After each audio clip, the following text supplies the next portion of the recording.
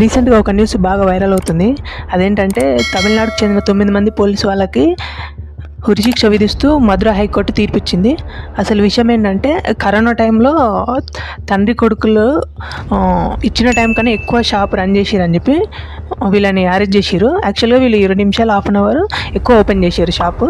దానికి వీళ్ళు పోలీసు వాళ్ళు స్టేషన్కి తీసుకెళ్ళి వాళ్ళను మామూలు కొట్టలేదు, ఆ స్టేషన్లో బాగా కొట్టిన తర్వాత వీళ్ళని హాస్పిటల్ జాయిన్ చేసిరు.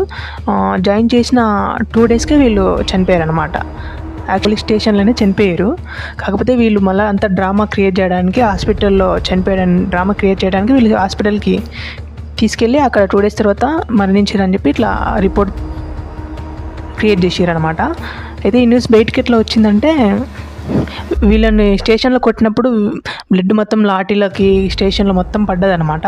అప్పుడు స్వీపర్స్ వస్తారు కదా తూర్చడానికి, వాళ్ళు అంతా చూసి ఇట్లా బయటికి చెప్పడం వల్ల మొత్తం న్యూస్ అనేది వైరల్ అయిందనమాట. ఇది యాక్చువల్గా జరిగి 5 years అవుతుంది. 5 years తర్వాత ఇప్పుడు మనకు ఇది బయటకు వచ్చింది ఈ విషయము. కరోనా టైంలో జరిగింది ఈ విషయం అంతా.